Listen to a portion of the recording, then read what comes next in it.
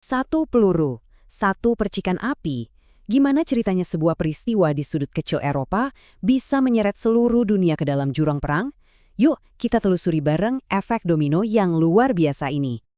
Oke, coba kita mundur ke musim panas tahun 1914. Kita akan lihat gimana satu tembakan aja di jalanan Sarajevo itu, wah kayak batu yang dilempar ke danau yang tenang, tapi riaknya jadi tsunami yang menelan seluruh benua. Iya, semuanya dimulai di sini, di Sarajevo. Sebuah momen yang bakal selamanya terukir dalam sejarah. Bukan karena kemegahannya loh, tapi justru karena kengerian yang mengikutinya. Ini semua kejadiannya cepet banget, bener-bener di luar bayangan. Coba bayangin, pagi harinya, seorang pangeran, pewaris kekaisaran, masih melambaikan tangan ke kerumunan. Siangnya, nasib dia dan jutaan orang lainnya ditulis ulang oleh sebutir peluru panas. Dan inilah orangnya. Gavrilo Princip. Masih muda banget, 19 tahun. Seorang nasionalis. Waktu dia narik pelatuk pistol itu, mungkin dia nggak pernah sadar kalau tindakannya itu bukan cuma mengakhiri satu nyawa, tapi juga membuka gerbang kehancuran dunia yang dia kenal. Oke, suara tembakan udah reda. Tapi ini baru permulaan dari badai yang jauh lebih besar. Yuk kita lihat gimana domino pertama dalam barisan panjang ini akhirnya tumbang. Reaksinya cepat dan dahsyat banget.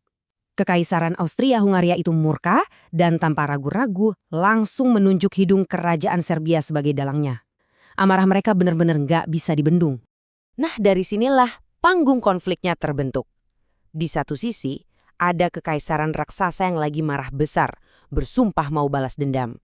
Terus di sisi lain, ada negara kecil yang terpojok, panik, dan langsung lari cari perlindungan ke sekutunya yang kuat.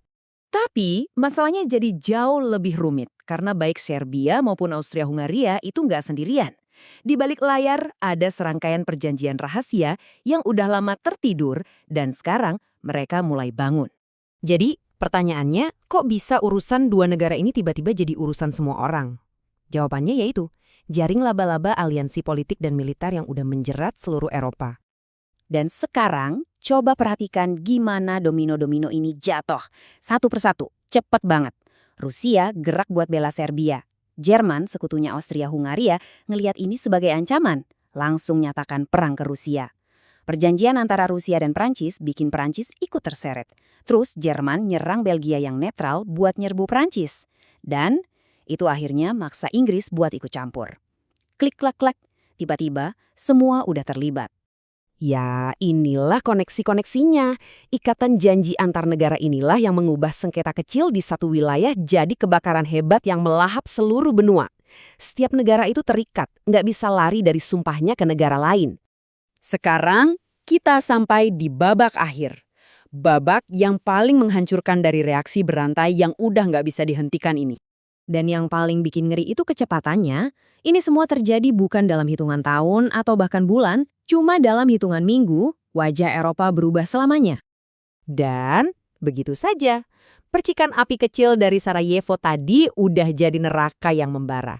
Eropa terjerumus ke dalam perang paling brutal yang pernah disaksikan dunia waktu itu. Jadi, intinya begini. Ini yang perlu kita ingat.